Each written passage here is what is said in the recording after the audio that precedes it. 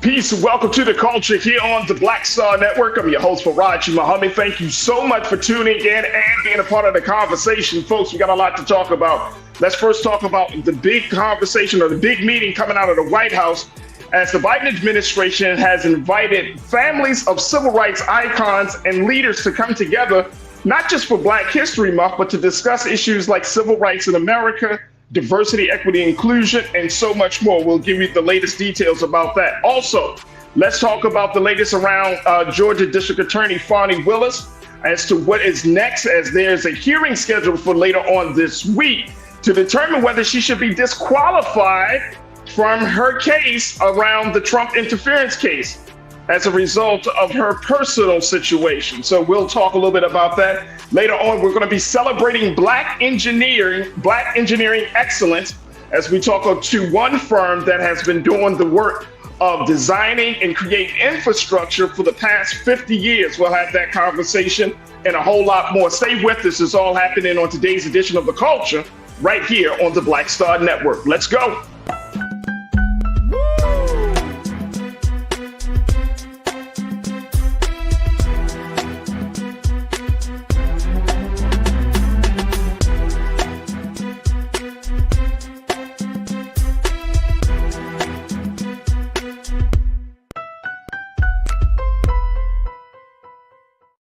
All right, folks, welcome to the culture here on the Black Star Network. I'm your host, Farajii Muhammad. Thank you so much for tuning in and being a part of the conversation.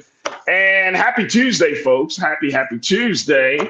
Hopefully your week is starting off well. We are going to have a lot of great discussions, and I welcome you to join us. So make sure you tune in as we're streaming on a number of different platforms. First, let's talk about our home platform of blackstarnetwork.com. Just go to our website today, download the app for free, follow us on social media at Black Star Network. And we truly appreciate you giving some time and attention to us. Now, we also ask that you give us just a little bit, just something that you can offer as a donation as we are continuing to build this platform, and we need your support. We would love to have you as an investor and stockholder. So make sure you go to our website today at blackstarnetwork.com, and you can see all the latest news and information, the work that we're doing, and hopefully we can gain your support. And if for those who have already supported, we thank you so much. Also, we're streaming on Amazon News on your Fire TV. Make sure you check us out there. We're also streaming on Amazon Prime Video, and you can find us on the Prime Video app under Live TV The News, or find us on Amazon.com under Prime Video, then Live TV The News. We're also streaming on Freevee Network, where you can find us on now under News, and on Plex TV.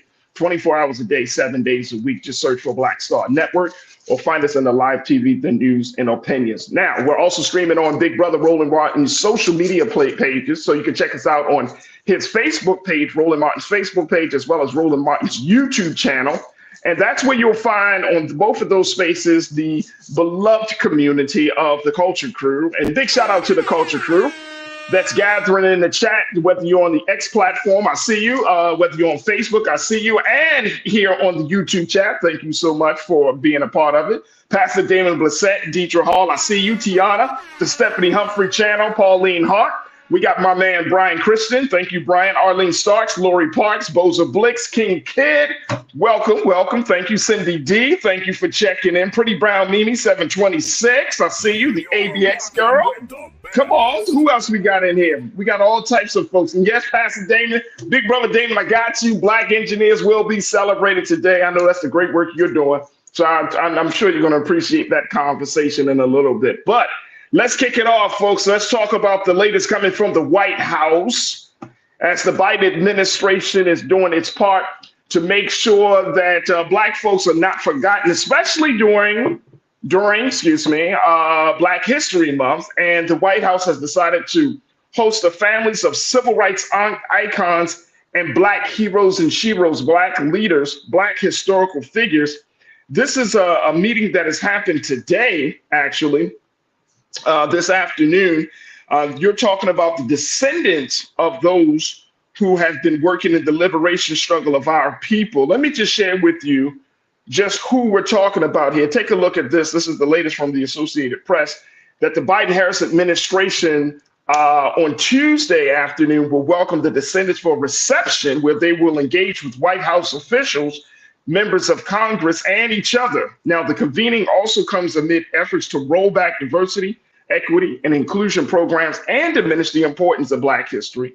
Take a look at the invited guest list, folks. You're talking about descendants and families of Frederick Douglass, Booker T. Washington, Reverend Jesse Jackson Sr., Malcolm X, Martin Luther King Jr., Emmett Till, Harriet Tubman, Rosa Parks, Jackie Robinson, Ida B. Wells, Dred Scott, Homer Adolph Plessy, Sally Hemings, Oliver Leon Brown, Rodney King, and George Floyd.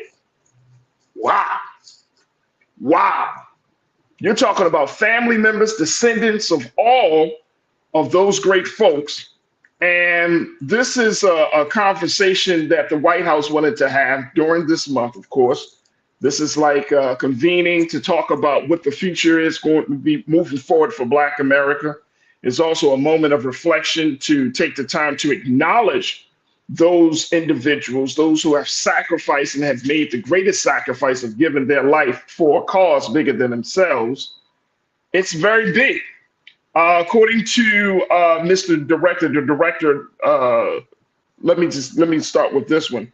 This will be the first time that these descendants and families of the civil rights leaders and historical figures will gather at the White House to discuss existing civil rights issues in America. The first time, folks. Now, the guests will be welcomed by Stephen Benjamin, who is the director of the White House the White House Office of Public Engagement, who will deliver the remarks on behalf of the Biden-Harris administration. Director Benjamin said today's historic convening serves as a reminder that Black history is a living chronicle with new chapters added daily. Under the leadership of President Biden and Vice President Harris, the administration honors the legacy of these change makers and their families, not just in words, but by working to realize the vision of America that they fought and died striving to achieve. Yeah, a big, big historical moment. And I want to get your take on this. We're going to take a quick pause. When we come forward, I want to get your take on this. Any thoughts that you may have around the White House during this, getting that word mixed up, but anything that the White House is doing to honor those brothers, those sisters, our Black heroes and sheroes, those civil rights icons, those Black historical figures, bringing their families to the White House, having conversation, bringing folks together, and at the same time, shoring up the legacy that all of those great men and women have laid and had the trails that they have blazed to get us to this point. What's your take on this as we are continuing to do our part to talk about the works of that has happened around the country around Black History Month? What's your take? Join us in the conversation. Post your comments in the chat as we're streaming live on Roland Martin's Facebook page and Roland Martin's YouTube channel. Got to take a quick break. When I come back, I'd love to get a couple of comments from you, crew, as we talk about this historic gathering of civil rights and Black historical figures, families, and descendants at the White House. Stay with me. The conversation continues on the other side here on The Culture on the Black Star Network.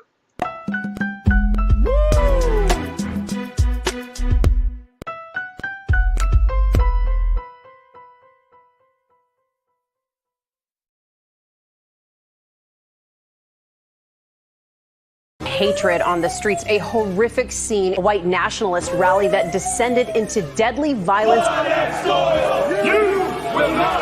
White people are losing their damn minds. As an angry pro-Trump mob storms the U.S. Capitol, we've seen We're about to see the rise of what I call white minority resistance. We have seen white folks in this country who simply cannot tolerate black folks voting. I think what we're seeing is the inevitable result of violent denial. This is part of American history. Every time that people of color have made progress, whether real or symbolic, there has been what Carol Anderson at Emory University calls white rage as a backlash. This is the rise of the Proud Boys and the Boogaloo Boys. America, there's going to be more of this. Here's all the Proud Boys, guys. This country is getting increasingly racist in its behaviors and its attitudes because of the fear of white people. The fear that they're taking our jobs, they're taking our resources, they're taking our women. This is white fear.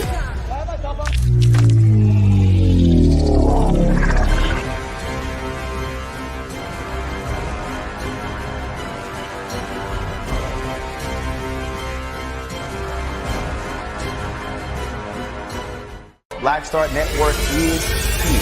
Oh, no punch! I'm real revolutionary right now.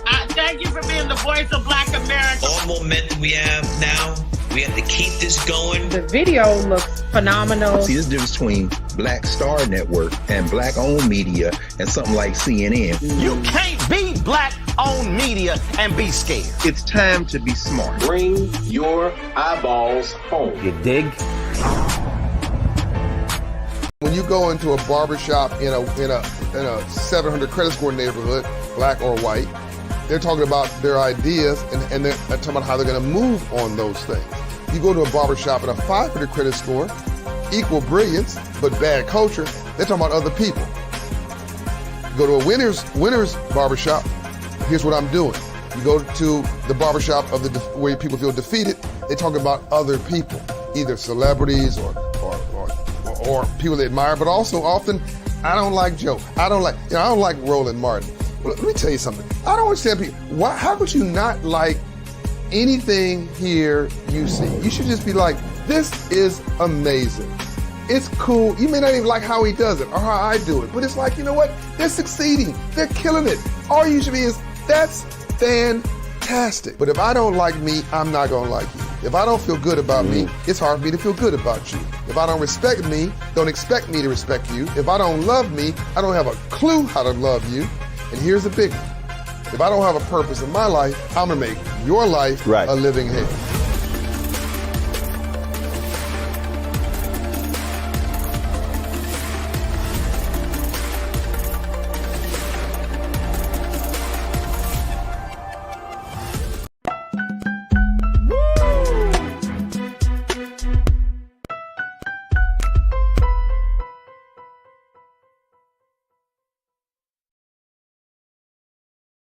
All right, folks, welcome back to The Culture here on the Black Star Network. I'm your host, Farajii Muhammad. Thank you so much for tuning in and being a part of the conversation. We're talking about just a little bit. We want to acknowledge what the White House is doing, the Biden-Harris administration, as they have invited the families and the descendants of Black civil rights leaders, Black historical figures, and the guest list is absolutely astonishing, to say the least, folks.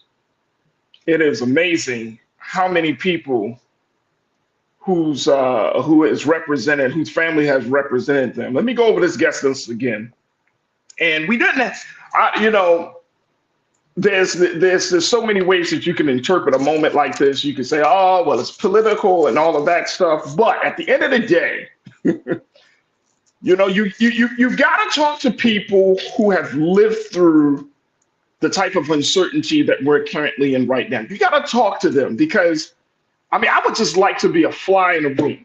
I'm gonna be honest with y'all, because I would love to hear the stories of all of those individuals, what they can say about those great ones that came before us, and some of the little nuggets of knowledge and wisdom and guidance that they could offer to us at this point.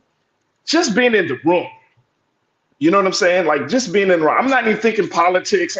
I'm just thinking about history. I'm thinking about listening to groups of people talking about what they experienced, how they were able to get through some of the most tumultuous, chaotic times that this country has ever been, how they have been able to stay faithful, how they have been able to persevere.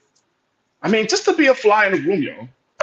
But the invited guest list included the descendants and families of Frederick Douglass, Booker T. Washington, Reverend Jesse Jackson Sr., Malcolm X, Martin Luther King Jr., Emmett Till, Harriet Tubman. The descendants of Harriet Tubman. Wow. Rosa Parks, Jackie Robinson, Ida B. Wells, the great Ida B. Wells, Dred Scott, Homer Adolph Plessy, Sally Hemings, Oliver Leon Brown, Rodney King, and George Floyd. Now, this is what an administration is supposed to be doing, right? Bringing people together, using that pulpit, using that space and that platform, and say, let's talk to these folks. Let's talk to these folks. All right, let me hear what y'all got to say on this group as we talk about this. Pauline, you said, I love that lineup, Pauline Hurt. I love that lineup. Wish I could be there. Come on, right? Right? Just to be a fly on the wall, just to listen. Like I said, I just want to listen to the stories. Just want to hear the stories. Cindy D, you said it. No other president has done this. That means something. That is true. Got to give credit where credit is due, right? You got to give credit where credit is due. That is true. That is true. Lana, my sister. Historically amazing, politically grift. Yeah. I don't know, Lana. Maybe. We wouldn't know, right? Yeah, it could be. Like I said, it could be seen through that lens. But the fact is, it happened. It happened. Stephanie Humphrey Channel, and I appreciate you, Lana. You're right, though. Historically amazing. Nothing like this has been done before.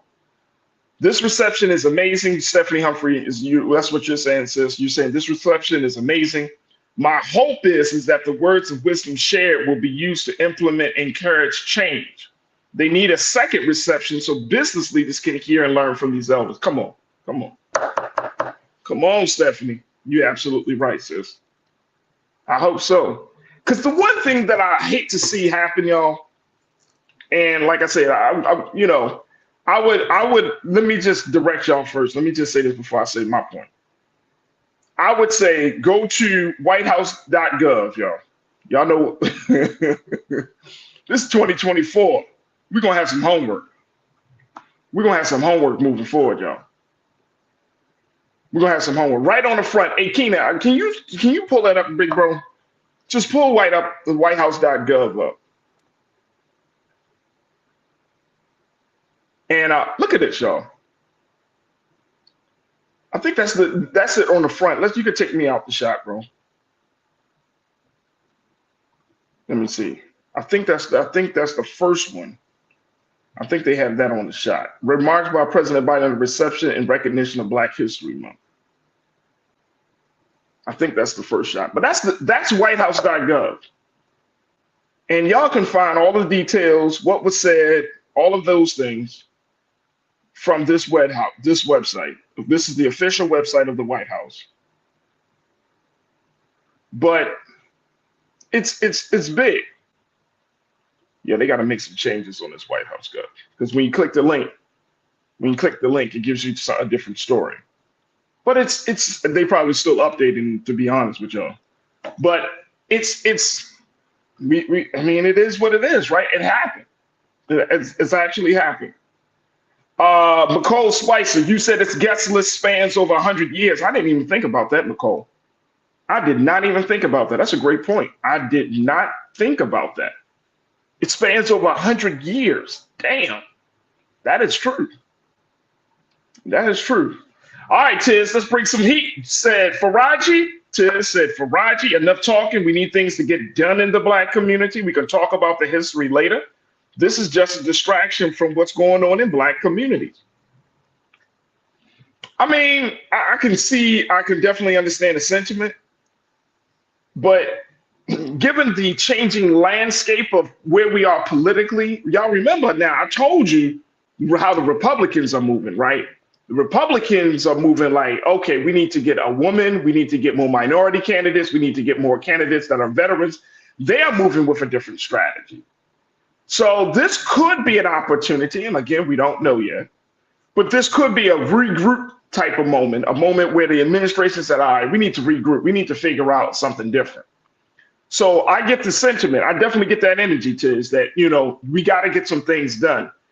But if it's taking a moment to recognize and to hear those who have walked this path, the elders and the descendants and the family members, it could be a great moment to reinvigorate, to bring some momentum. I don't know, but I hear what you're saying. You're absolutely correct.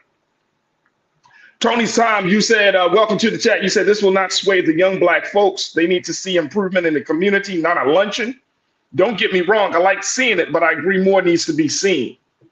Gotcha. I hear you, Tony Tom. I hear you. And I don't think this is this sometimes, you know, I'm just speculating here. You tell me if I'm right or wrong with this as we close this out.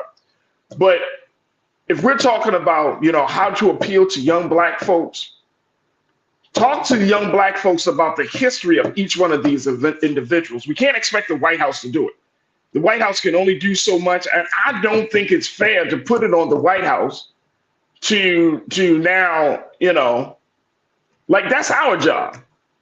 Our job is to, okay, listen to, hey, you know, if you're telling your teenager, whoever the young people are in your family, you say, look, the White House had a meeting with folks that spanned over 100 years of Black history.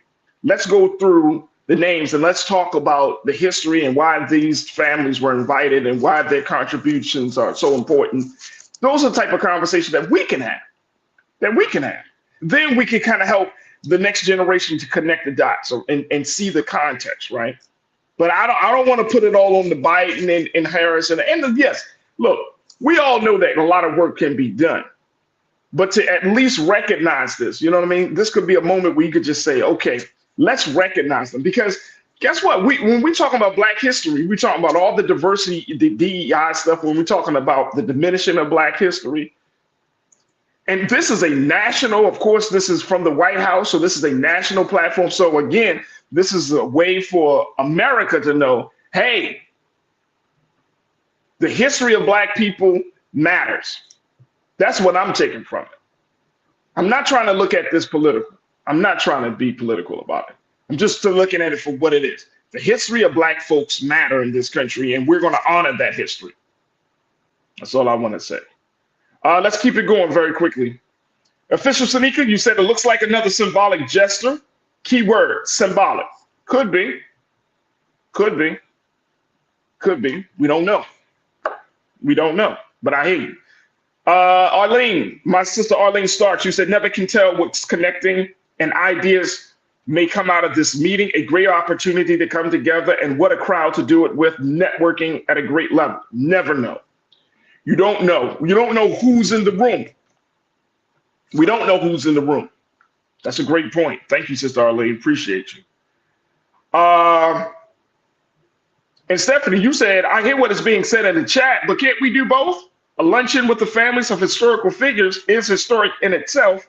We can still demand more in addition to, in conjunction with. Yeah, I agree. I agree. I think we could do both things, Stephanie Humphrey. I think we could do both things. I definitely see it. Isaac Smith, you checked in, and good to hear from you. You said, we're the concrete of America. Come on. The foundation. Yes, we are. Our pain and our struggle, our history and our liberation is the concrete of America and the clock of America. So wanted to bring that to your attention, crew. We can kind of mull over it, think about it. Like I said, go to whitehouse.gov if you want to get more information. Like I said, once they update it a little bit more. But that's the official website. I'm sure they're going to give you some more details, what was said and all of those good things, pictures and all of those good things. But that is happening, and wanted to bring it because I think it's so important for the culture. All right, we got to take a quick pause. When we come forward, let's switch gears. Let's have a conversation just a little bit, keeping it in the politics realm. But let's talk of the latest developments with our sister Fani Willis in Georgia, the Georgia DA, as she is now under a lot of scrutiny. A major hearing has been scheduled for this Thursday to determine whether she should be disqualified from the case that she was presiding over, that she was prosecuting, which was former President Donald Trump election interference case down in Georgia, because of her personal decisions and situation. We're going to be checking in with my sister Amber Webb Sims to get a take on that and a whole lot more. Stay with us. It's The Culture here on the Black Star Network.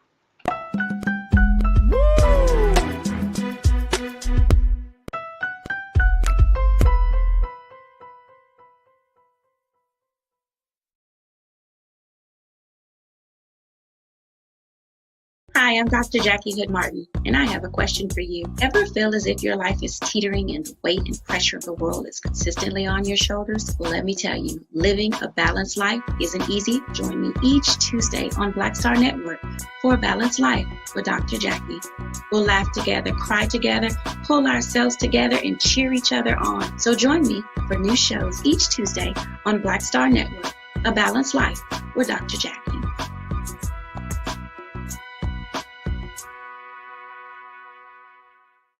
Black Star Network is here. Oh, no punch! I'm real revolutionary right now. Thank you for being the voice of Black America. All momentum we have now, we have to keep this going. The video looks phenomenal. See, there's a difference between Black Star Network and black-owned media and something like CNN. You can't be black-owned media and be scared. It's time to be smart. Bring your eyeballs home. You dig?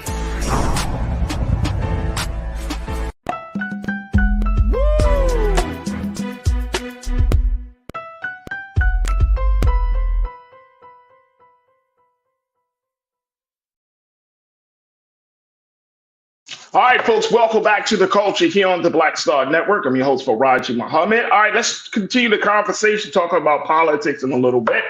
As we talk about the latest coming from Georgia with our sister Fani Willis, the district attorney down there. As we know, she was the one that was prosecuting the election interference case of the former president. Now she's on the hot seat because of her personal life.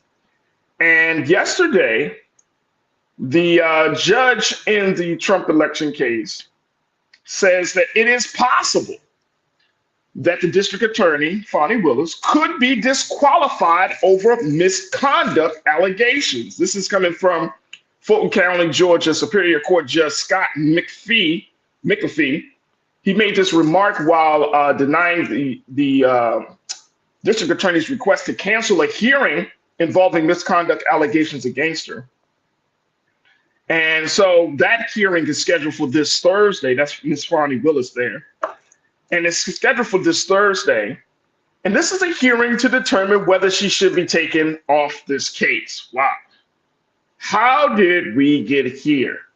How did we get here? All right, I want to bring in my sisters. Y'all heard her before. She's an attorney.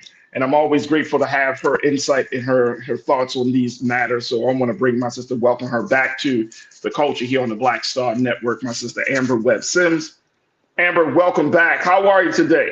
I'm great. Thank you for having me back, Farajii. I appreciate it. I appreciate you. Let's talk about Fani Willis.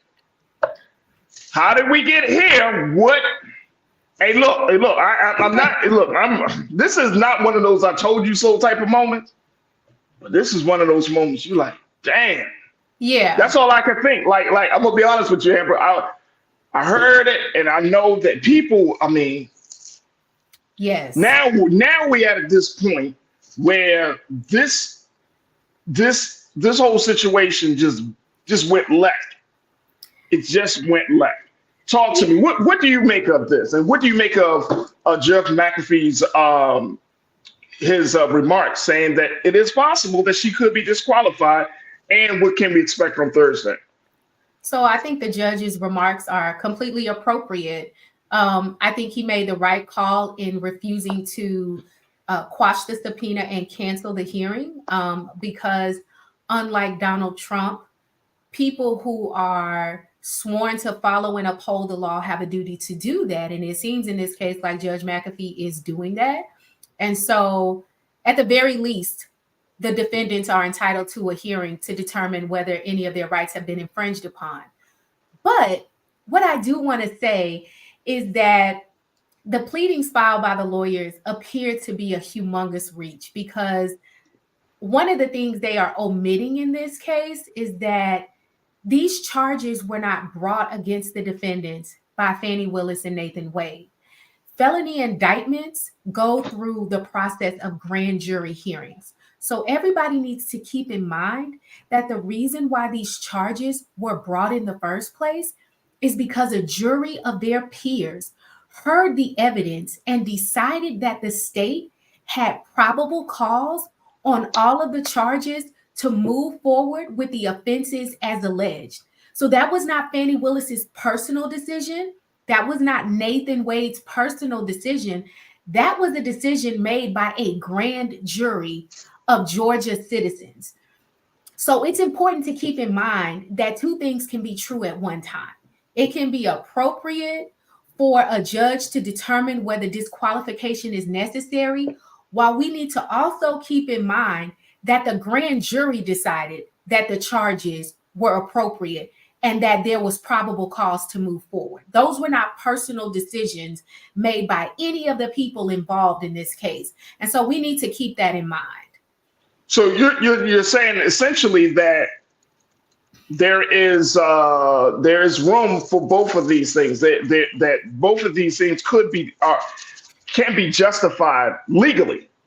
Yes, absolutely. So remember that the judge has the duty to decide whether the law is being followed. And so if the defendants file a motion alleging that there has been impropriety, then it's their burden to put on evidence to establish that.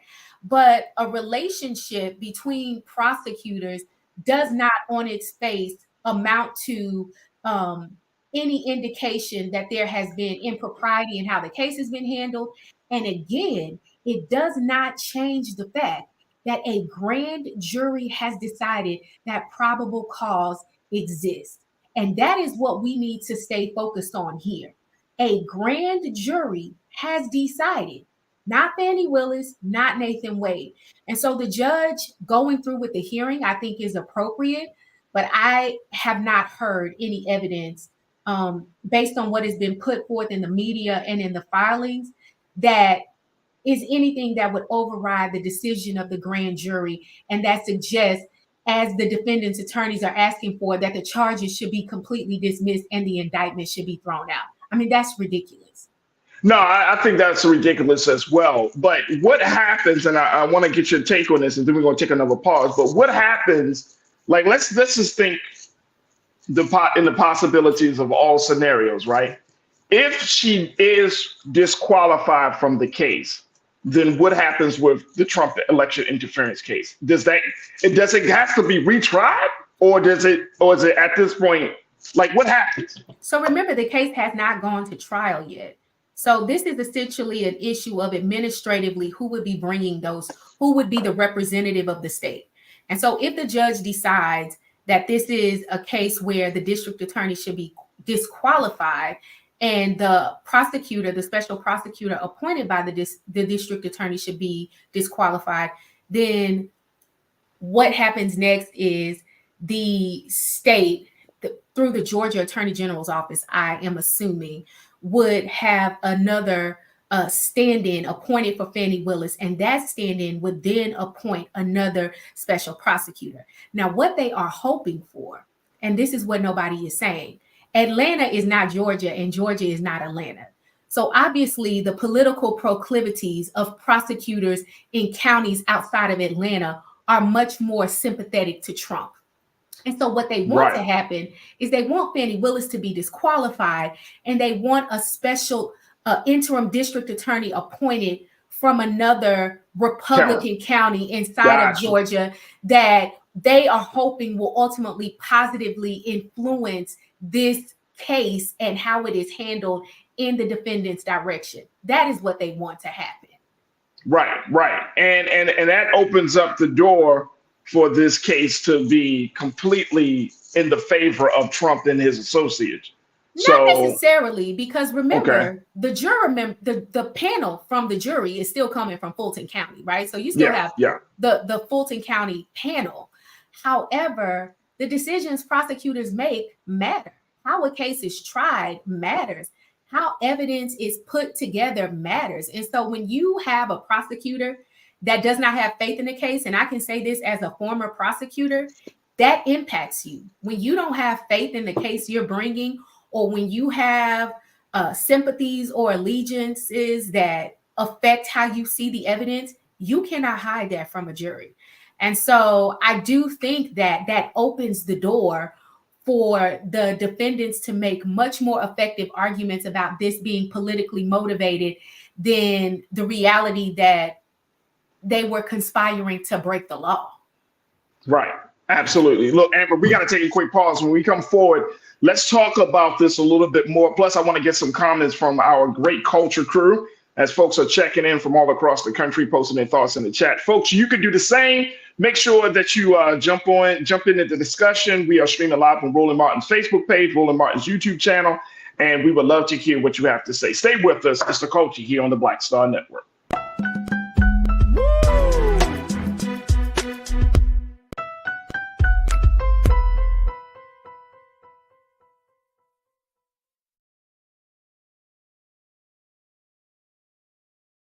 Pull up a chair, take your seat. The Black Tape with me, Dr. Greg Carr, here on the Black Star Network. Every week, we'll take a deeper dive into the world we're living in. Join the conversation only on the Black Star Network. Black Star Network is here.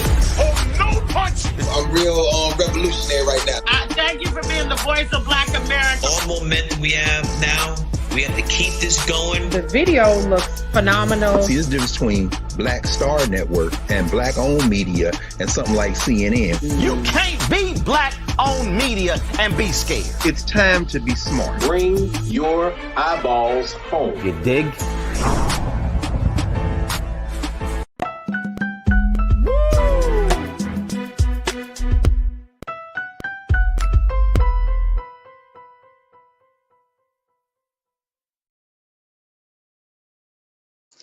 All right, folks, welcome back to the Culture here on the Black Star Network. I'm your host, Farajii Muhammad, joined by my sister, Amber Webb Sims, who is a former prosecutor and she's an attorney, as we talk about the latest developments in this case against Georgia District Attorney Fani Willis, who is in a hot seat right now because of her personal life. And as a result of that, it may cause her to be disqualified from prosecuting the case against former President Donald Trump and his associates. Now, there are so many details out there, Amber, like it's like putting together a puzzle piece, but I'm trying to get down to the crux of this, right?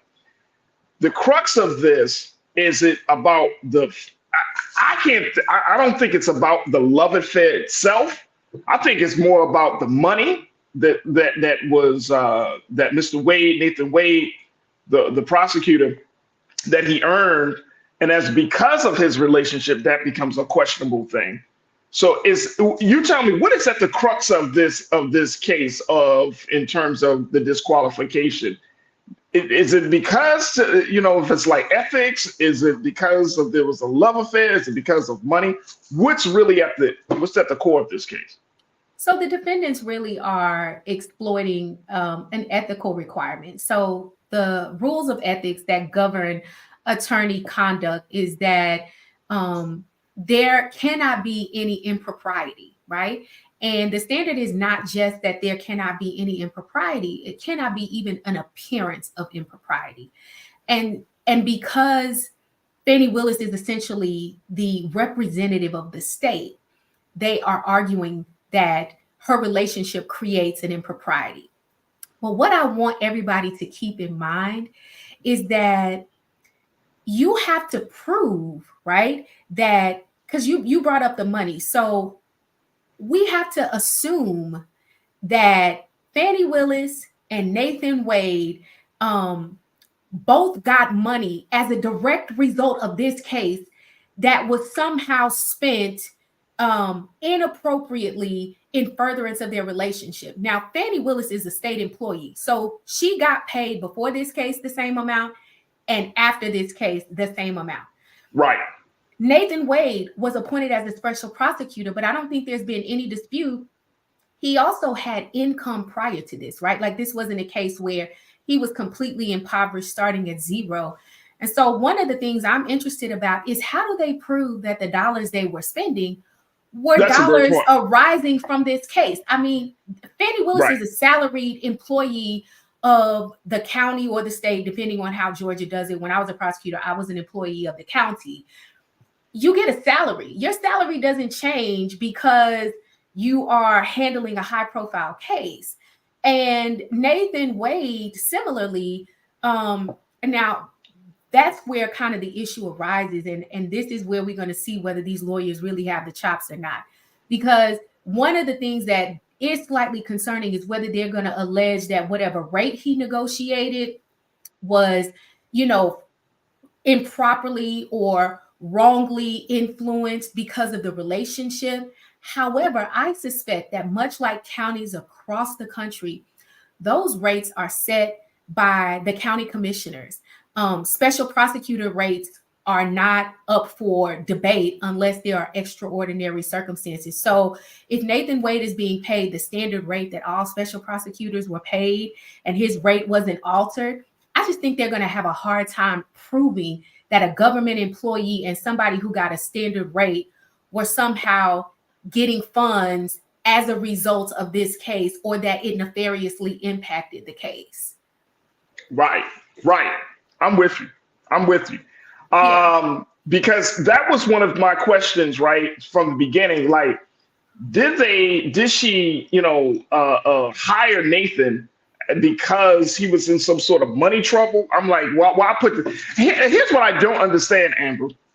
I get understanding. I know love. I know people we can do. We all have done some silly and foolish things. But just in terms of the stakes, just in terms of the risk, and we don't know what went through her mind at the time. So we're only speculating. But it just seems like it's such a high stakes situation. You're dealing with a man, and I'm talking about Donald Trump, who goes digging for dirt. I mean, digging. That's where he lives, in the gutter, right? And to take this risk, to take this chance, it's hard for me to wrap my mind around. Like, you took one of this is the biggest case probably of your career, of your life, and you made a risk of hiring your lover. Yeah, it's absolutely reckless. And I'll tell you, one of the things that makes it the most reckless, not particularly from Fani Willis's point of view, although she should have known, is child Nathan Wade is going through a whole divorce, and ain't nobody messier than a divorce attorney. And so the fact that wait a minute, Amber, did you say nobody? Wait a minute. Nobody is messier than a divorce attorney. A family law attorney, let me tell y'all, family law is incredibly messy. And so I do think there is a level of recklessness here, absolutely. And quite frankly, the level of recklessness is so high that it almost supports what Willis and Wade are contending, which is that the relationship developed after he was appointed as special prosecutor. Because it's like, sir, you got a whole person out here that's coming at you for presumably child support, alimony. You talking about his ex-wife? Yeah, like you thought that her attorney was gonna find out you was having a whole. That's how the defendants found out, because of Wade's almost ex-wife's family law attorney. It was in his family law filings, the allegation of the relationship between Wade and Willis, and that's how the defendants found out about the relationship, because it was brought up in the family law proceeding. All right, so because this is 2024, this is the year of messiness and truth. I don't know what the hell that now. Yes. Cat Williams ain't got nothing on a family law attorney, okay? Okay. This is the year. What do we? All right, let me ask you. I'm gonna ask you two questions. I'm gonna ask you this question related to the case, and then I got a second follow-up question about the larger culture of this case. First, let's talk about the case itself. If she decides to step down, and I see some of the crew members are saying this, if she decides to step down before this hearing, which is in the next 48 hours, then what happens, if that even happens? If she decides to remove herself from the situation, then does this just like completely disappear? What will happen? So she's in a pickle. And I think this is part of the reason, quite frankly, she hasn't stepped down, because now her credibility is impugned. So even if she does, decide, well, let me step down to avoid the appearance of impropriety, and let me appoint or ask for another special prosecutor or an interim district attorney, I think that the defendants are still going to have the same argument. Well, if she appointed her man last time, how do we know this person is truly, unbiased and disinterested? And so I think she knows that she sort of unfortunately backed herself into a corner, because her ability to credibly self-select her replacement has been called into question, right? And also, even if she does step down, it's not going to stop the defendants. A long time ago, a law professor of mine told me, when you are representing somebody, if you can't argue the facts, argue the law. And if you can't argue the law or the facts, then confuse the hell out of everybody. So the defendants they're not going to stop. And I think that's part of the reason why she's not stepping down, is because she knows they're not going to stop. They're going to keep doing whatever they can to make as much dust and as much muck, not only to score political points, but to try to taint the jury pool. Because remember, this is a jury trial. There's no jury right now. So the same way you are talking about this on your news platform and it's being written about and covered, they are trying to taint the jury pool. They know exactly what they're doing. I don't think we can say it enough, Amber. This is messy. Yes, it is messy. It is messy. It is messy. Karen Connor, my sister, you said family law is reckless and messy, 100% with the laughing emoji. It says actually is. Oh my gosh. So she can't even remove herself from this situation without there being some consequences.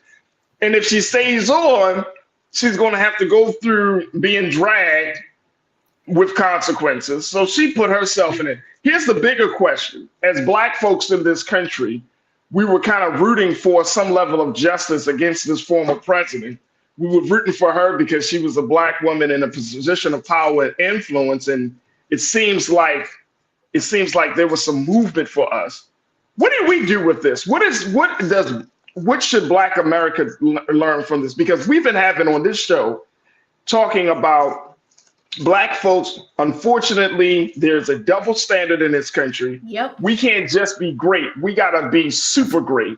We got to be, Beyonce level great. You know what I'm saying? Like, there's this double standard. So what do we take from this? Because now I think a lot of us were so disappointed.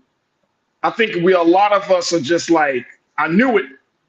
And I think a lot of us are just, it really does undermine the faith and hope that we have in any sort of idea of justice. So what can you speak to? How can you speak to that, Amber?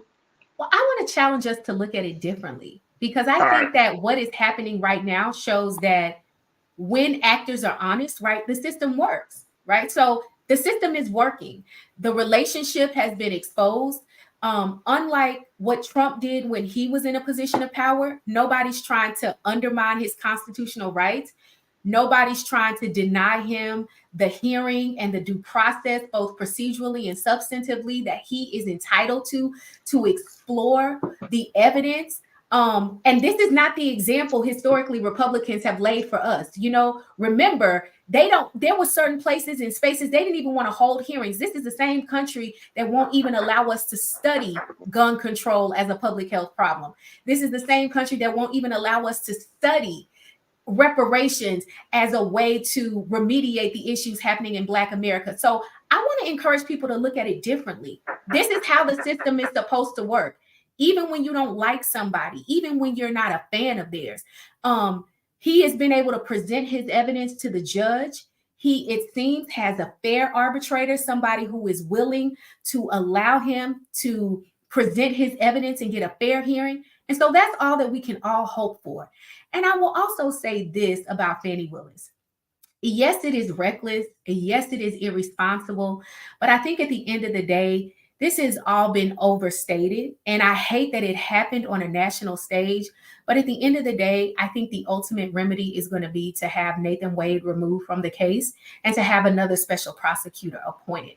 Because substantively, nothing that has happened up until this point has been a problem. The grand jury indicted. The case has moved forward. There are 2 other prosecutors that have been doing the primary heavy lifting. And it seems, for all intents and purposes, that Wade has been more of an administrator directing how things should happen. And so I think we need to put it in context. I mean, the lady didn't go out here and just bomb the case of the century. That has not happened, despite what they want us to believe. That's absolutely right. And I saw what you have to say on this, Pamela and Camilleri. You say, can Nathan step down and choose another prosecutor? And you saying he might just have to do that. And, he can't choose, but he should step down. Right. That is exactly what I think should happen. I think he should step down, and another special prosecutor should be appointed. Man, I haven't, and I know we got to take a quick pause, but I haven't heard really much from Nathan Wade. I don't think he has spoken to the media. I mean, we've heard from Fani Willis, obviously. Because he don't want to mess up his divorce. He ain't talking because he's getting a divorce. That's what people don't understand. This is messing him up in his divorce. So he ain't going to say nothing because anything he says can be used against him in his divorce. Oh, wow. Wow. That is crazy. Hey, look, Amber, very quickly, we got to go, but Thursday is another hearing. What can we expect? 30 seconds. I think that the judge is going to disqualify Nathan Wade. I'm not entirely certain the evidence is there for Fani Willis, but for certain, I think we should expect Nathan Wade to be disqualified. I don't think the indictment is going to be dismissed, though. Wow. Wow. There it is right there. Amber, we got to bring you back on. Absolutely. As we see how the situation plays out. Amber Webb Sims, make sure y'all check her out here on The Culture, and we truly appreciate you. Thank you so much, Amber, and thank you for having we look forward to reconnecting with you soon. All righty, y'all have a good day. You too. All right, folks, we got to take a quick pause. When we come forward, let's switch gears. Let's talk about how we can celebrate Black engineers. Stay with us. That conversation is up next here on The Culture on the Black Star Network.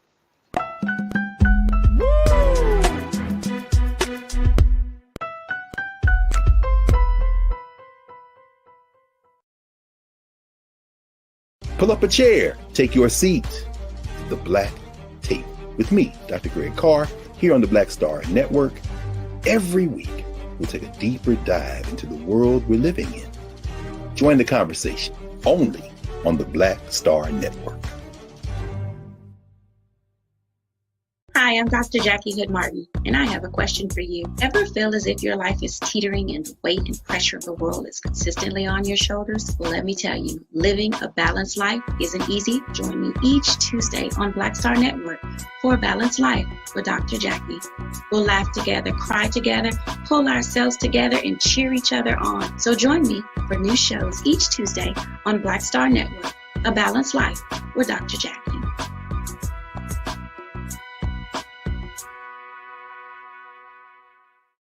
Don't you think it's time to get wealthy? I'm Deborah Owens, America's Wealth Coach, and my new show on the Black Star Network focuses on the things your financial advisor or bank isn't telling you. So watch Get Wealthy on the Black Star Network. We just have one of the oldest cultures that's desperately needed for mutual salvation. That's the consciousness. We have the keys in our roots to save mankind. We get to see the condition of other countries, other oceans, other cultures. And if we believe in God, a lot of us do, He's telling us if you don't get rid of that stuff that makes somebody superior or inferior and work together for the mutual salvation, everybody's gone.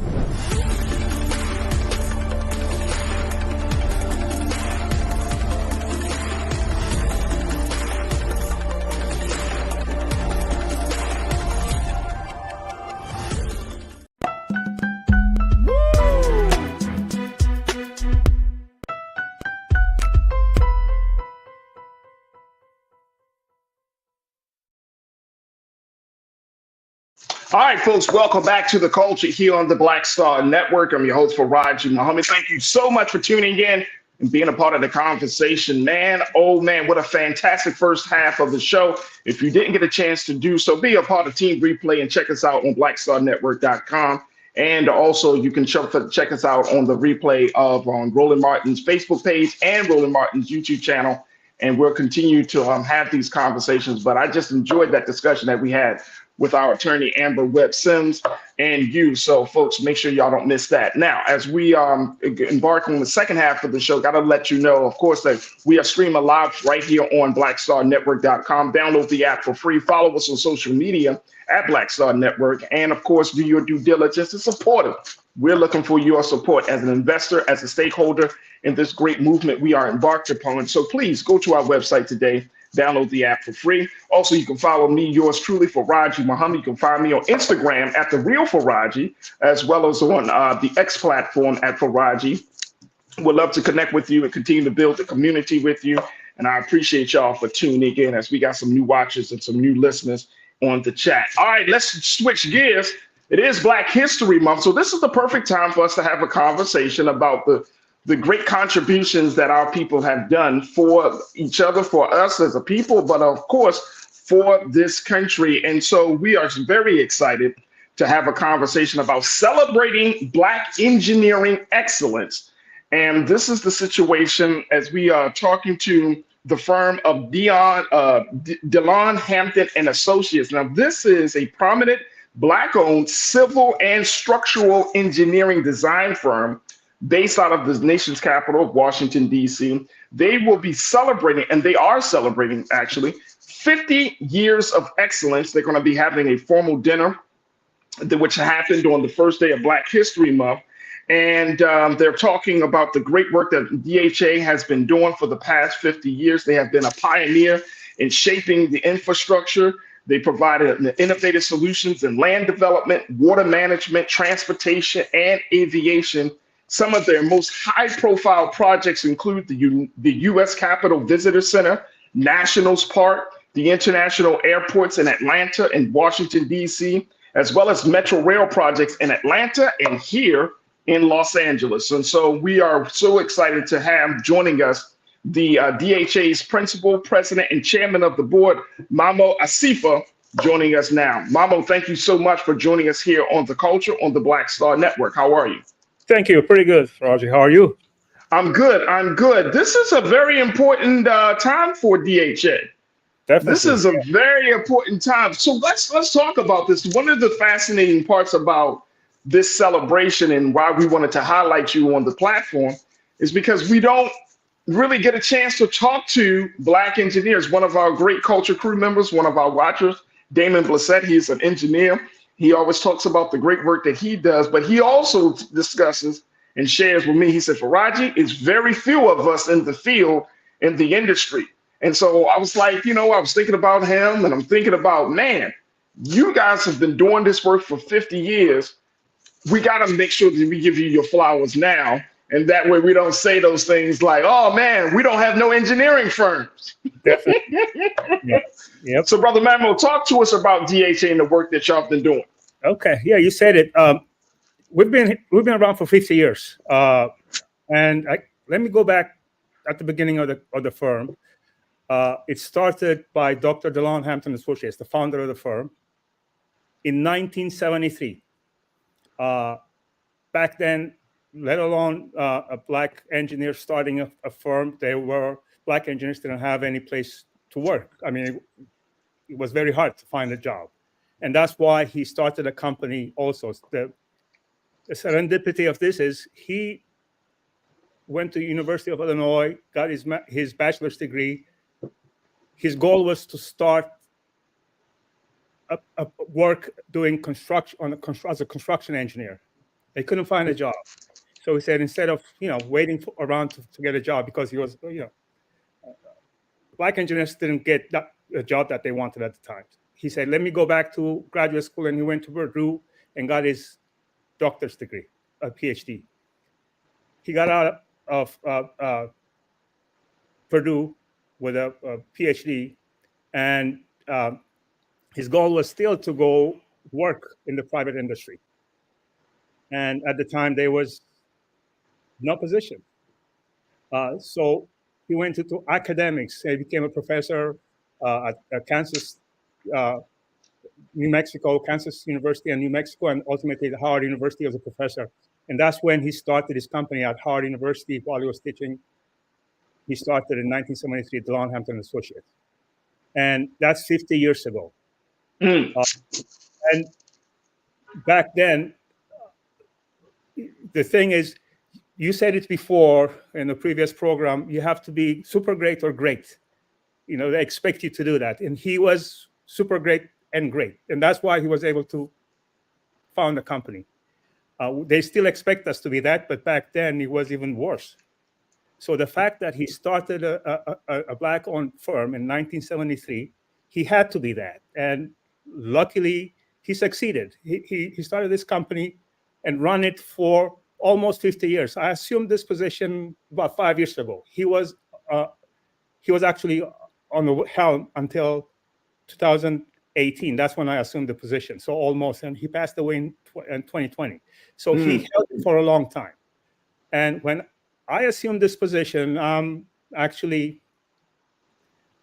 on the shoulder of people like him that started a firm and run it. And he was one of few. And others started after that, but none for 50 years. Right now, we are the only one that have been around for 50 years. Right there, that statement is loaded. When I say so DHA has been around for 50 years. Is this the oldest black-owned engineering firm in the country? You can say yes, the black-owned consulting engineering firm. There are black-owned construction companies, builders in construction, but as an engineering firm, you can't find anybody that's been around for 50 years.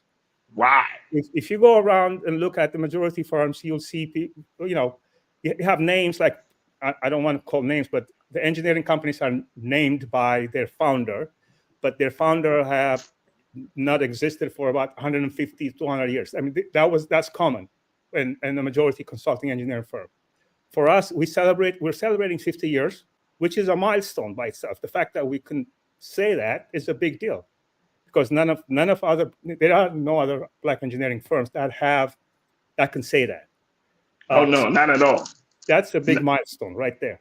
That's huge. And Brother Mama, I want us to before we move on, I want to take another quick pause. But when we come forward, I want to kind of get your take as to what the engineering landscape looks like. What does the field look like, especially for the next generation of black engineers? I'm from the city of Baltimore, and I worked at Morgan State University for many, many years.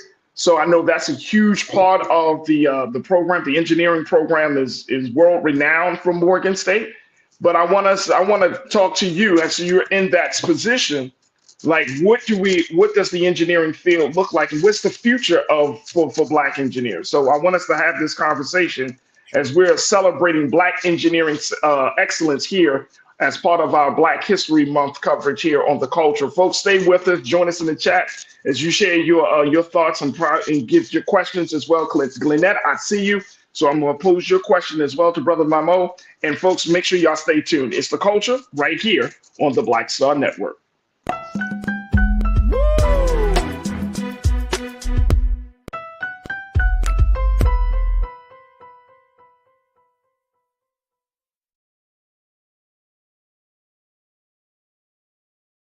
Black Star Network is here. Oh, no punch! I'm real revolutionary right now. Thank you for being the voice of Black America. All momentum we have now, we have to keep this going. The video looks phenomenal. See, this difference between Black Star Network and black-owned media and something like CNN. You can't be black-owned media and be scared. It's time to be smart. Bring your eyeballs home. You dig? When you talk about blackness and what happens in black culture, we're about covering these things that matter to us, speaking to our issues and concerns. This is a genuine people-powered movement. There's a lot of stuff that we're not getting. You get it, and you spread the word. We wish to plead our own cause. Too long have others spoken for us. We cannot tell our own story if we can't pay for it. This is about covering us. Invest in black-owned media. Your dollars matter. We don't have to keep asking them to cover our stuff. So please support us in what we do, folks. We want to hit 2,000 people, $50 this month, raise $100,000. We're behind 100,000, so we want to hit that. Your money makes this possible. Check some money orders. Go to P.O. Box 57196, Washington, D.C. 20037-0196. The Cash App is $RM Unfiltered. PayPal is R Martin Unfiltered. Venmo is RM Unfiltered. Zelle is Roland at RolandSMartin.com.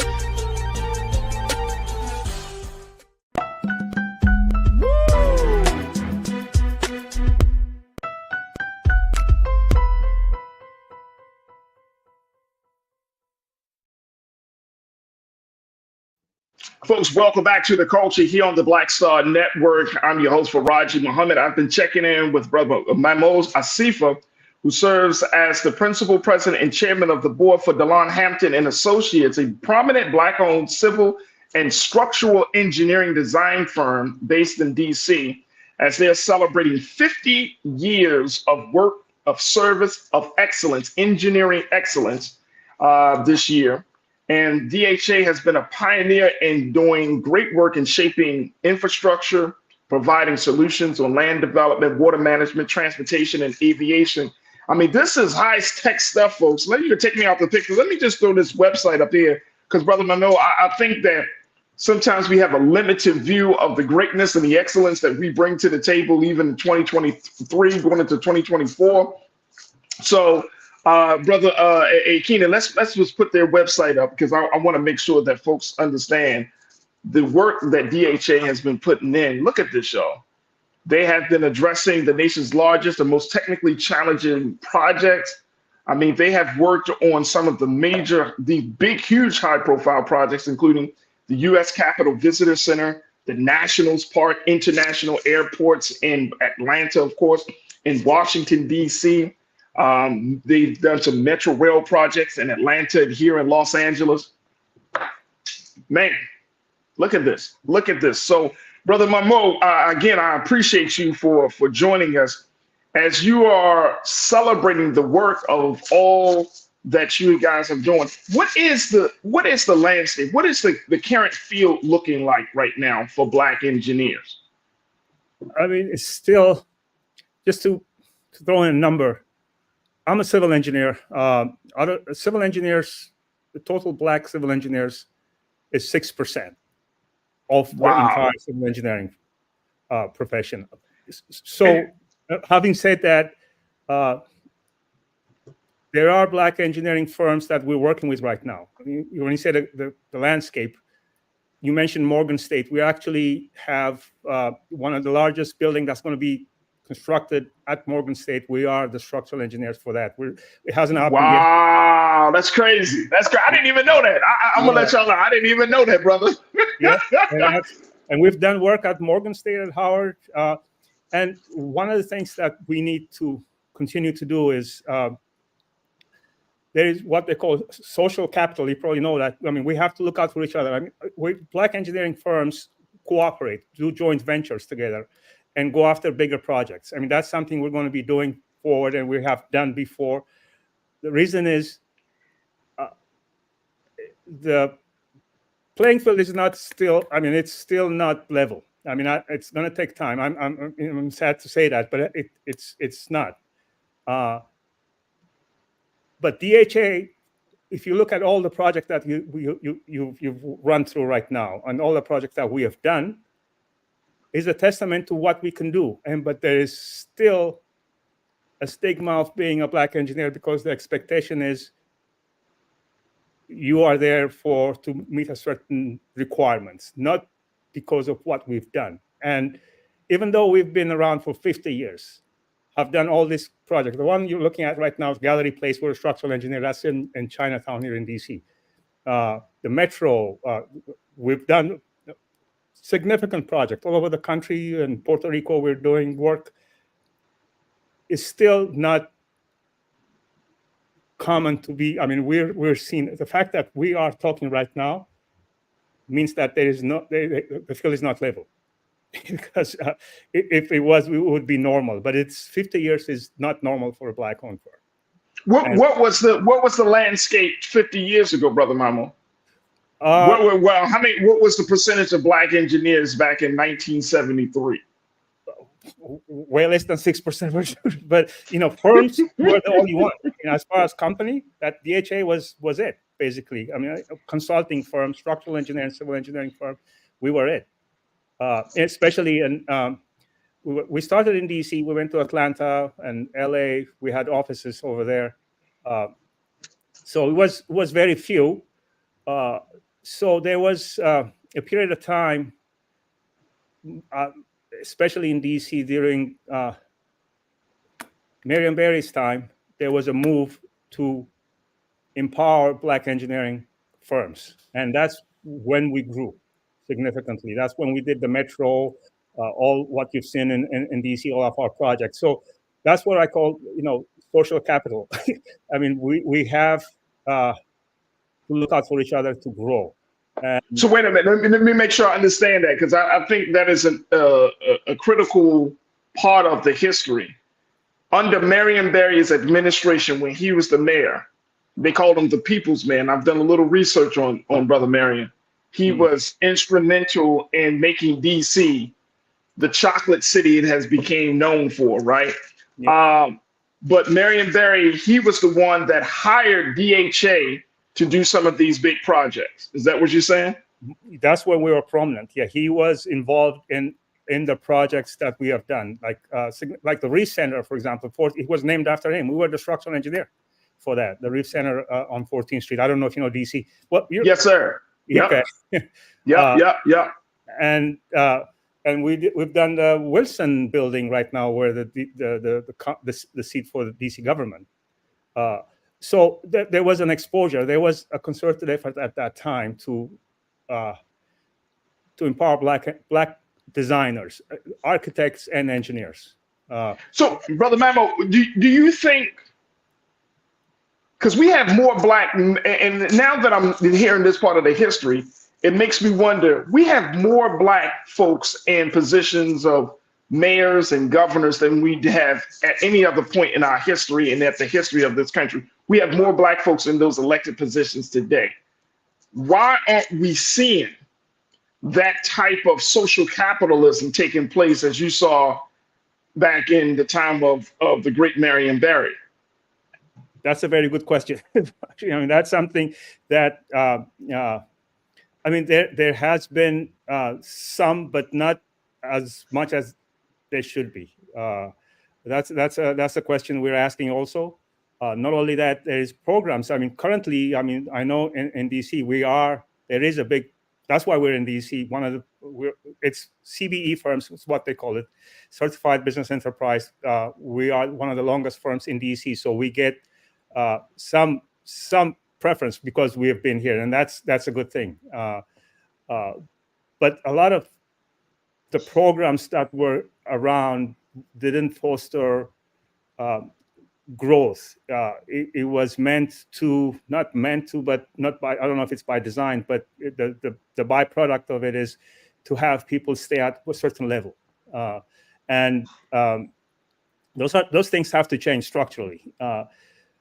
The only time it would change is when diversity is seen as a positive rather than a negative. Right now, in some circles, if you say a diverse group, they feel like it's being diluted, not as a strength. Everybody has to accept that as a strength. And so there is no friction in getting work or in doing a Black engineering firm should be taken as a plus. Not all the time. That's not always the case. Right. I'm sad to say. It's seen as, okay, well, we will accommodate them. It has that. The only time we can grow out of this is when everybody accepts diverse, which it is. I mean, having a diverse group of people in a room creates a diverse idea, different backgrounds, different solutions. That should be seen as a plus. Right. That's the time when we will, surmount what we have right now. Everybody should accept it, and it should be as normal as anything else. But it's not. And we get. Yeah, I want to kind of get your thoughts on this before we take our next pause.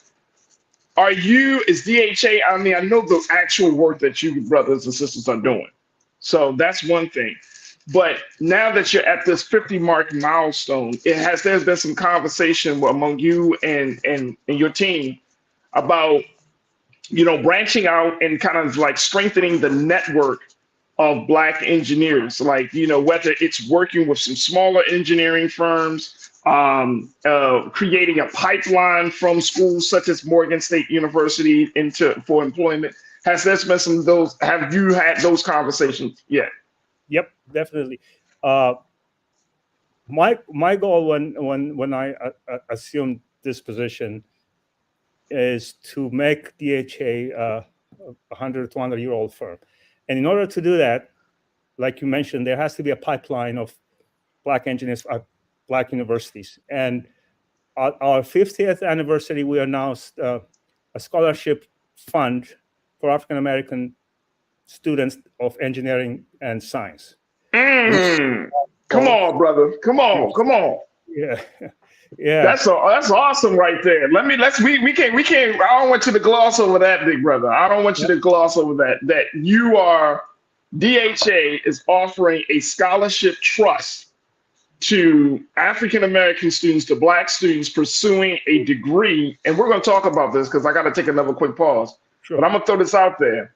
They're offering a scholarship, folks, to Black students pursuing a degree in science, technology, engineering, and math. The first awards will be in the spring of this year, 2024. Yep. And we're going to take a quick pause. When we come forward, I want us to talk a little bit more about the yes. Sure. That is beautiful, brother. That is beautiful. Look, we're going to take a quick pause. Crew, I want you to share your thoughts, post your comments as we continue the conversation about celebrating Black engineering excellence with Brother Mahmoud Asifa of DHA, as we talk about how we can level up in the engineering field. I would love to hear what y'all have to say. Stay with us. It's The Culture here on the Black Star Network.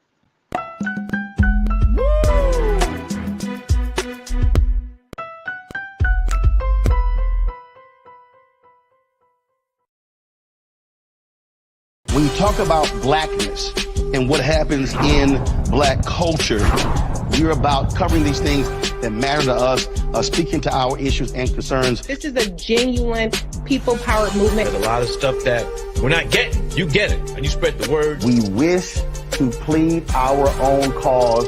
Too long have others spoken for us. We cannot tell our own story if we can't pay for it. This is about covering us. Invest in Black-owned media. Your dollars matter. We don't have to keep asking them to cover our stuff. So please support us in what we do, folks. We want to hit 2,000 people, $50 this month, raise $100,000. We're behind 100,000, so we want to hit that. Y'all money makes this possible. Checks and money orders go to P.O. Box 57196, Washington, D.C. 20037-0196. The Cash App is $RM Unfiltered. PayPal is R Martin Unfiltered. Venmo is RM Unfiltered. Zelle is Roland@RolandSMartin.com. We wish to plead our own cause. Too long have others spoken for us. This is an opportunity for us to be able to speak to our issues. Y'all better understand something real quick. We ain't going nowhere. It is a continual battle that we see all across this country. Revolution will not be televised. The revolution will be streamed. All momentum we have now, we have to keep this going. He makes sure that our stories are told. Roland Martin's doing this every day. You can't be black-owned media and be scared.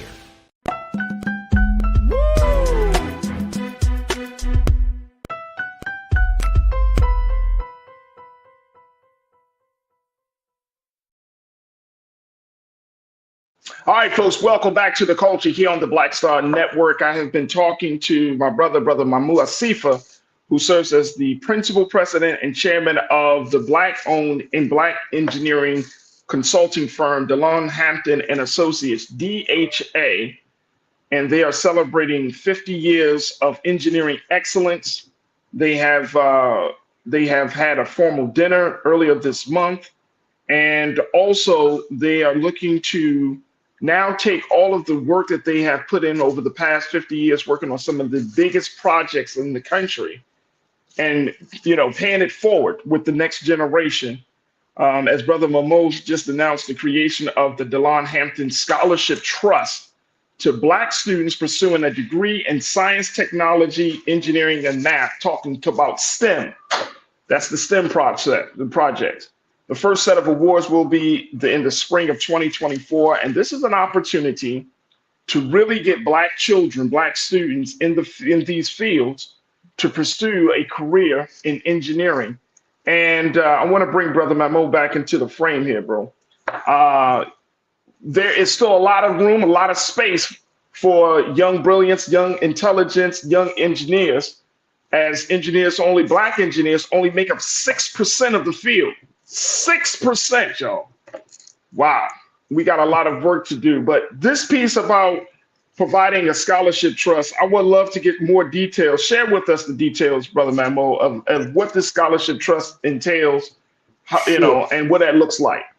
Yeah, we're going to have an announcement as far as the criteria. We started it this year, and there is metrics as far as what we look for on how to differentiate between awardees, but technically it's going to be a significant amount. Whoever is going to be winning the scholarship, we have a number of students that we're going to do every year, and it's going to be like a 4-year funding for the student that's selected to get to all the way to get to the degree point. Wow. So it's going to be announced, and we're going to have it on our website as far as how to apply and all that. We're setting it up as far as what we're going to look for. I mean, like I said, it's an for African American students. And one of the reasons, just back up a little bit, this is very important as far as getting African American students to go into the STEM. But also what we've done at DHA, having stayed for 50 years and then also transitioned from the founder now to a new generation of leadership and going forward, becoming a Black-owned firm for a long time, is not only that fact itself is as a milestone we need to celebrate, but the transition is something that we need to celebrate, because not a lot of Black-owned firms transition past their founder. Once the founder passed away, the firm goes away. Right. This is a few firms that have transitioned to the next level. And what I say all the time when I talk to staff is, what we have, our capital is people. And to be able to have a workplace that is equitable, safe, and everybody belongs. There is no feeling of an outsider. The reason I say that is we have gone to a lot of universities recruiting for internship or for entry-level positions. And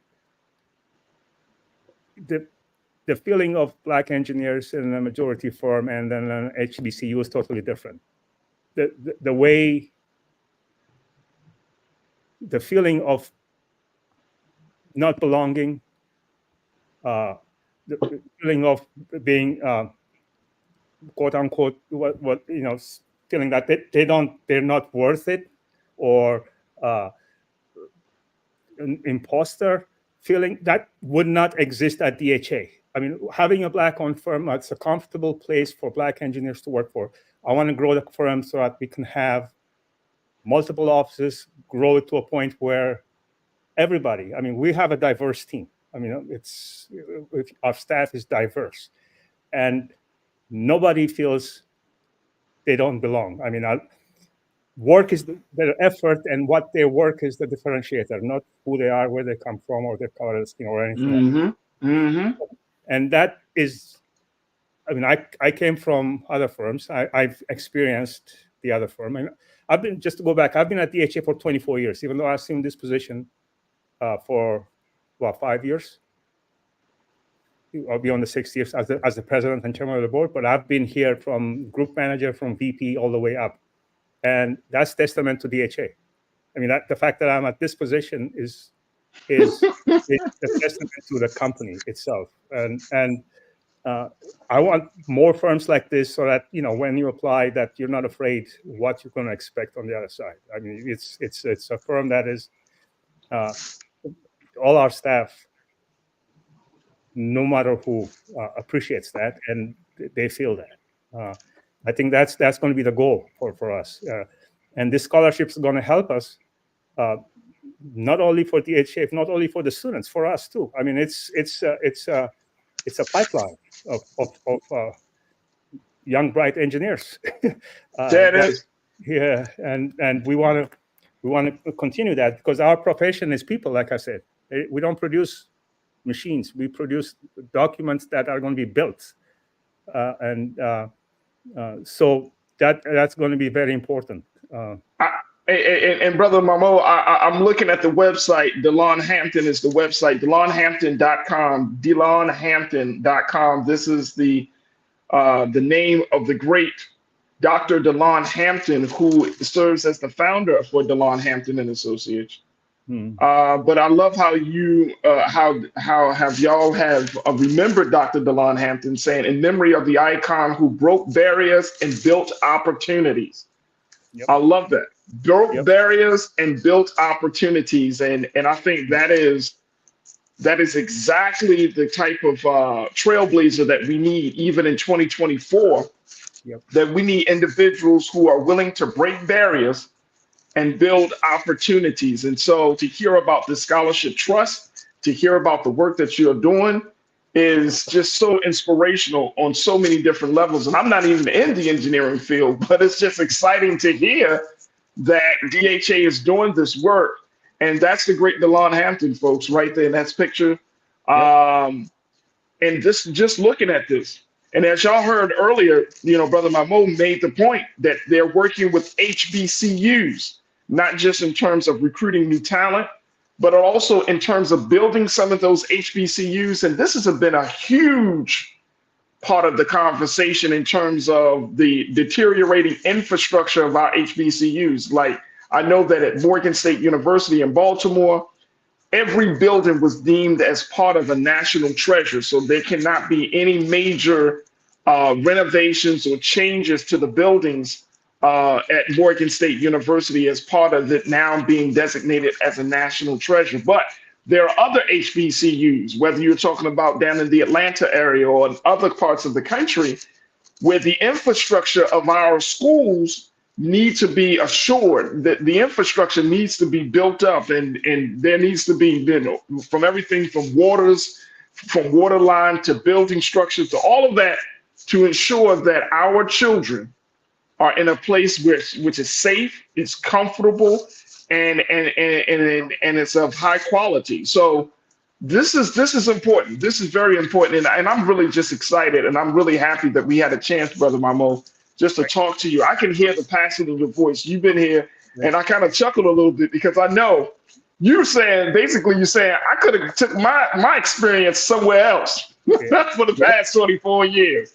I could have been in a part of much larger, maybe, predominantly white firms for the past, 24 years and did my work there. But you said to feel accepted, to feel like your work is going to be appreciated, your efforts are going to be acknowledged, and more importantly, to feel seen.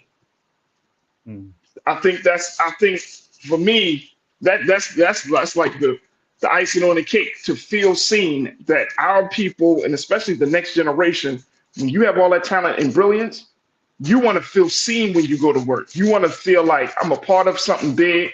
They see me and as who I am, and it's gonna only produce great results. So we got about 30 seconds before we have to close out.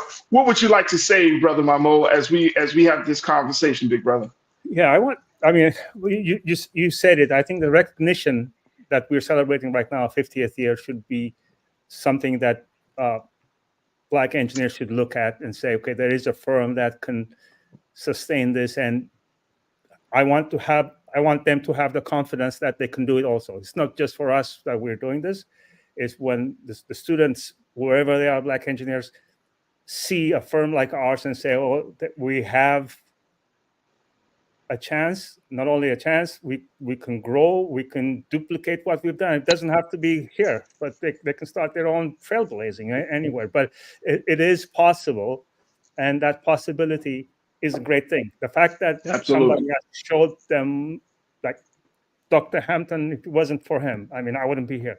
And there are others. I mean, we all know what we're riding on people's shoulder, I mean, from way back. But they can see this, and it can be done. And we are going to be looking out for them, in terms of having the opportunity, like you said, breaking barriers and providing opportunity. We're going to provide the opportunity based on their talent and expertise. That's it. They can come from wherever.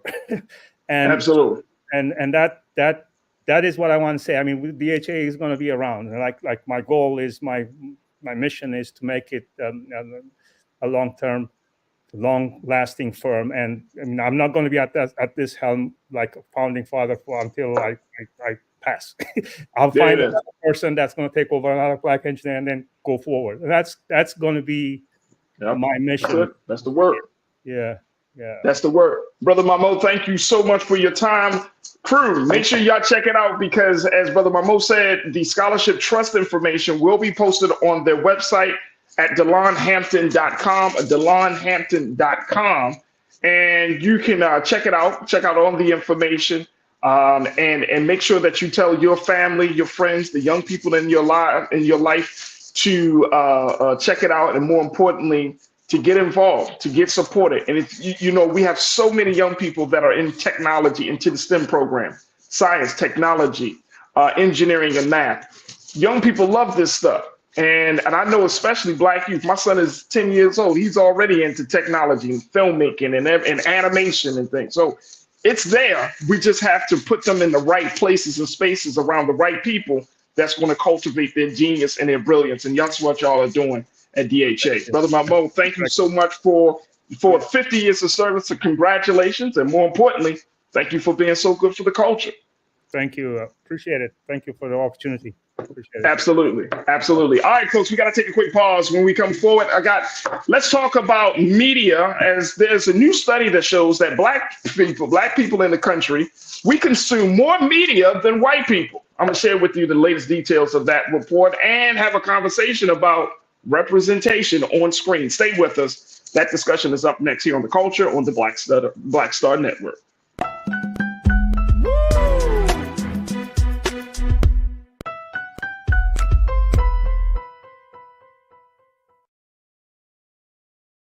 Pull up a chair, take your seat. The Black Tape with me, Dr. Greg Carr, here on the Black Star Network. Every week, we'll take a deeper dive into the world we're living in. Join the conversation only on the Black Star Network. Hi, I'm Dr. Jackie Hood Martin, and I have a question for you. Ever feel as if your life is teetering and the weight and pressure of the world is consistently on your shoulders? Well, let me tell you, living a balanced life isn't easy. Join me each Tuesday on Black Star Network for a Balanced Life with Dr. Jackie. We'll laugh together, cry together, pull ourselves together, and cheer each other on. So join me for new shows each Tuesday on Black Star Network, A Balanced Life with Dr. Jackie.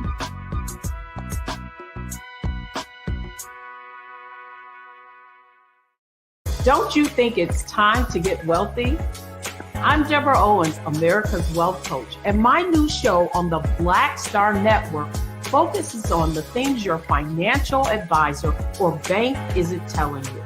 So watch Get Wealthy on the Black Star Network. We wish to plead our own cause. Too long have others spoken for us. This is an opportunity for us to be able to speak to our issues. Y'all better understand something real quick. We ain't going nowhere. It is a continual battle that we see all across this country. Revolution will not be televised. The revolution will be streamed. All momentum we have now, we have to keep this going. He makes sure that our stories are told. Roland Martin's doing this every day. You can't be black-owned media and be scared.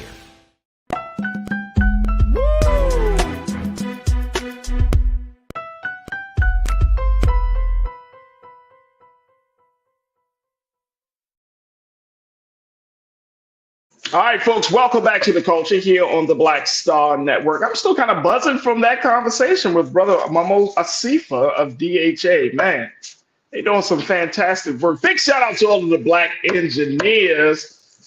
Brother Damon, I see you. There you go. If you're into STEM, like, if y'all have some young people really into STEM, I mean, the world is wide open for them. It's wide open. We need more black folks into STEM programs, science, technology, engineering, math, and so much more. I think they even added the arts as well. So some people will even go as far as to say STEAM, you know, when you're talking about the arts, which is absolutely essential. But let's continue to have these conversations and funnel our next generation into these spaces. You know, I mean, yes, sports is all good, but we know that they have a lot more to offer to the world as well. So big shout out to DHA for their 50 years of service. I'm really excited about that. All right, folks, for the final conversation we got for you today, I wanted to just bring it to y'all attention. If you didn't know, as you're watching me, we are engaging with one another. Do you know that black audiences, according to a new study, we consume more media and TV than white audiences? And the latest is showing that we want better representation. Over 2/3 of black Americans, according to this study, reported feeling that black representation in TV and media was inadequate. This is based on a report that was published by Nielsen. And Nielsen is the company that's responsible for all the ratings on TV. They keep track of those things. But they put out this report last Thursday. And let me just share with you some of the details of what they have to say. Take a look at this here, folks. As we talking about Nielsen, they're showing black Americans regularly outpace the rest of the general U.S. population in terms of media consumption. We clock more than 81 hours per week with media such as television, radio, and the internet. For black people 65 and older, that figure rises to more than 92 hours each week, according to the report. What we watching? What we consuming, y'all? What we doing here? What we doing? What we watching? And this is why when people act like, when Brother Roland puts out that, you know, his constant drive to say, look, we need y'all support. We need y'all support. Because why? Because black folks, y'all, look, our eyes are glued to the screens, whether it's from our phones or whether it's on TV or whether we're going to the movies. We're consuming media than any other group in this country. We're consuming a whole lot of media. Now, let me take a look at this. Let's put up quote 2, King. Thank you, bro. This is from the Vice President of Diverse Insights and Partnerships at Nielsen, Ms. Charlene Polite-Corley. She told NBC News that consumption of media can be an important source of connection and community for black Americans, and the report's findings echoed the sentiment. She said, when it comes to the media consumption of black America, it really just means content is key to our culture. Now, of course, Charlene Polite-Corley, she's a black woman. She said, have you seen this show? Have you heard this album? Streamed this latest hit? Those are forms of cultural cachet, let me tell you. Woo! She ain't lying about that at all, is she? How many of us, during the course of the Super Bowl, was talking about Beyonce's album, was talking about Travis Kelce? How many of us, I mean, we were just talking all about it. We saw it with Cat Williams' interview, 50 million views, 50 million plus views. We talked about it with Monique interview. I mean, this is, and I think she's absolutely on point when she said these are forms of cultural cachet. Question is, we want better representation. And y'all remember Brother Roland talked about what Issa Rae, the creator of Insecure, the writer of Insecure, what she had to say, how she's put it out there that because of the cancellation of so many Black shows, it has opened up the opportunity and the space for Black folks, content creators, those who are working in the television industry, that has opened up the door for independence to be started. But I want to kind of get your thoughts on this, crew, as we talk about representation. Would you like to see more representation on TV? Do you agree or disagree with this? Post your comments. Brian Christian, you checking in. Thank you so much, big brother. You said, I'm watching animation and action, sci-fi movies and TV shows and conversations online. I'm doing all the same too, big brother. I'm doing all the same. And I watch a whole lot of genres. I've been into the latest season of True Detective. I've been watching a whole lot of stuff, right? But we're consuming media. But I think that it is important that we have this conversation about representation. What does that mean? Because over these past, it was announced back in last year, the number of shows that were canceled. Some of your favorite Black shows, right, that were canceled, beloved shows that were canceled. So now we're in a time where we're not seeing this level of representation enough. And in this time where everybody is questioning the value and the importance of diversity, this is the space that we do it, especially when we're talking about, when we had these conversations about our history, our story, who's dictating the narrative, all of these things, right? We really are looking to Hollywood to kind of be at the forefront of this. But should they be? But guess what? It is our viewing habits that is dictating the agenda. It's our viewing habits. Viewing habits. Just for example, let me go back to the Super Bowl. The numbers came out. This past Sunday, this was the highest viewed Super Bowl. 123.4 million people watched the Super Bowl. They said about 111 watched it on the CBS platform, and additional on other platforms, right? So 120 plus million people watched the Super Bowl. Some even said that if you think about it overseas, it may kick it up to over 200 million. You see what I'm saying? So we're consuming media, and if we're consuming the media at a higher rate than our white counterparts, then that means that we do have some skin in the game to not just call for diversity, not just demand better representation, but this is also an opportunity for us to create the content that we truly want to see. And that's why, like I said, even here on Black Star Network, right? Like, this is the work that we're doing. We're trying to pave the way because we're trying to bring some eyeballs here. Now, like I said, in this report from Nielsen, they talked about TV and media. So you're talking about streaming services. Let me share with y'all. Y'all gonna love this one. This is what's also said in the report as it relates to streaming services, because I can bear witness. Lord, Lord, Lord. It says Black Americans are more likely than the general population to access 3 or more streaming services, according to Nielsen. Around 73% of Black individuals pay for 3 or more subscription-based streaming services compared to 60% of all audiences. Y'all hear me? I'm gonna say this again. Yes, sir. Yes, sir. Let's say that cash register again, please, Keenan. There it is.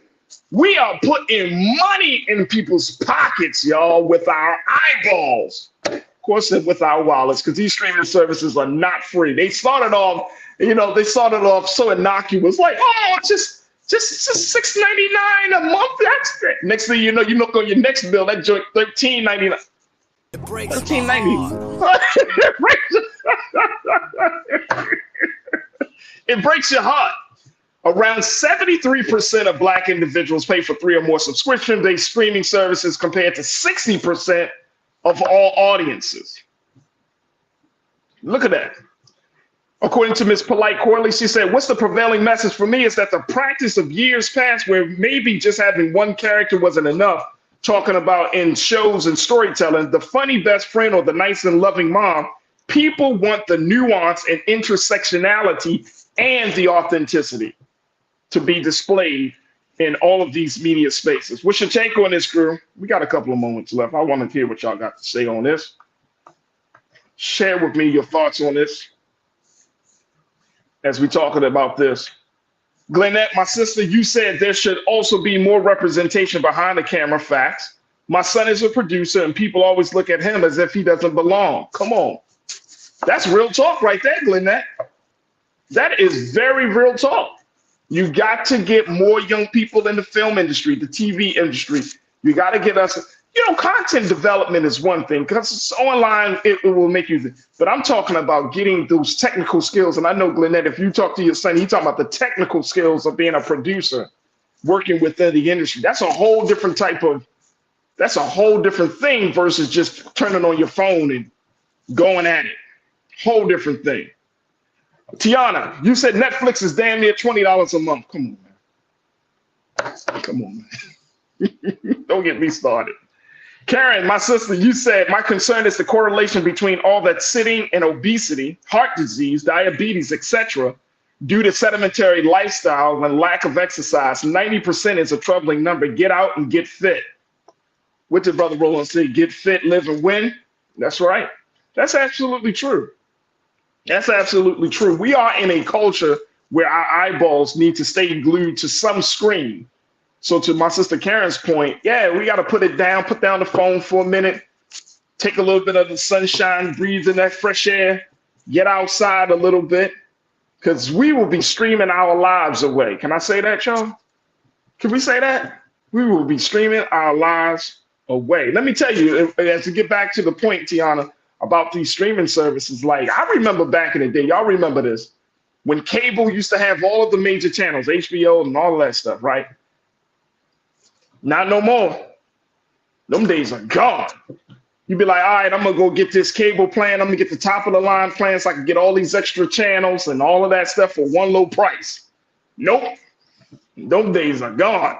Now you got a la carte your TV preferences, right, y'all? Let me get a little bit of that, a little bit of this, a little bit of that. And then if you want to simply watch the local news, y'all know where I'm going to. If you want to simply watch the local news, you got to either pay for that or you got to get a different type of service. I mean, it's crazy. It's crazy. Probably our television menus look like our phone menus. You just got screen after screen of apps. A whole bunch of apps, man. A whole bunch of apps. Who else? Stephanie Humphrey channel. You said, I still watch a lot of old shows on Bounce and now Dabble. I never heard of that. I heard of Bounce, but I haven't heard of Dabble. You said, I currently don't pay for streaming sites. I think Black Americans consume TV as a means to escape our realities, but way too often. That's a true thing. That's facts. We might, let me just say, TV has become a force within the household, right? Like that is, I think TV has always been like that. Now with all of these additional choices, it just adds to it. So the question is, should we expect or can we expect to see some representation coming from Hollywood? Not if we don't push it. We have to push it. Like if we're talking about telling our stories and using our narratives, we have to push it. And we got to push it through either our wallet or with our eyeballs. We can't, this just comes down to it. A lot of these shows that were Black shows, the reason it got canceled is because either enough people weren't watching or they just wasn't good content. It's just that it is. It's just mix that. You got to get people watching your shows. The reason that shows like Power and Raising Kanan and those shows in the Power universe thrive is because people are watching them. It's just that simple. And it's not all, if it's a case of a show not being good content, because some of these Black shows, man,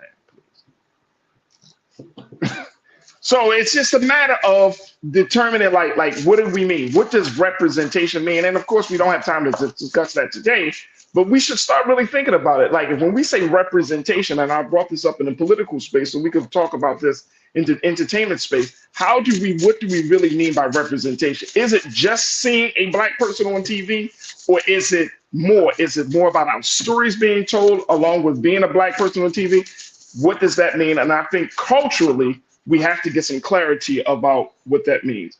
Very quickly, as we wrap up, Tiana, you said Rap Stuff was good. Rap was good. Yep, that's the show that was canceled, produced by Issa Rae. Smooth Approach, my brother, you said as a youth, I would have never thought about watching TV on my PC, tablet, or cell phone. Nope, me neither. But guess what, Smooth Approach?